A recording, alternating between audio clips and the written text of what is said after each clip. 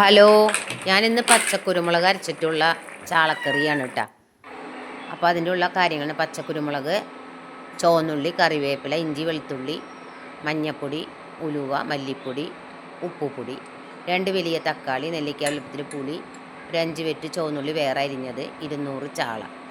പിന്നെ ഓരോരുത്തരുടെ അളവനുസരിച്ച് അതിനുള്ള കാര്യങ്ങൾ ചെയ്യുക കേട്ടോ. അപ്പോൾ ഞാനിത് 200 ഗ്രാം ചാളയ്ക്കുള്ള കാര്യങ്ങളാണ്. അപ്പോൾ അതേ ചുവന്നുള്ളി എടുത്തു നമ്മളൊരു 15 വെറ്റോളം. പിന്നെ ഒരു 2 ടീസ്പൂണോളം പച്ചക്കുരുമുളക് നമ്മൾ ചേർത്തു.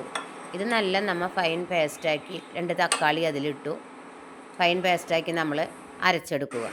അരപ്പ് തയ്യാറാക്കി നമ്മൾ എടുത്തൊരു ഭാഗത്ത് വെക്കുമ്പോഴേക്ക് നമ്മൾ ഇതേ ചട്ടി ചൂടായി വെളിച്ചെണ്ണ ഒഴിച്ചു. അതിലേക്ക് നമ്മൾ ഉലുവ അങ്ങോട്ട് പൊട്ടിക്കുക. ഉലുവ അങ്ങ് പൊട്ടി വരുമ്പോഴേക്കും നമ്മളതിലേക്ക് ഉള്ളി, കറിവേപ്പില ഇടുക, വെളുത്തുള്ളി, ഇഞ്ചിയും ഇടുക. അത് ഞാനിത് ഇടാൻ മറന്നുപോയി, നിങ്ങൾ മറക്കാതെ ഇടണേ. അപ്പോൾ അത് മൂത്ത് വരുമ്പോഴേക്കും നമ്മുടെ അരപ്പ് അതിലേക്ക് ഒഴിക്കുക.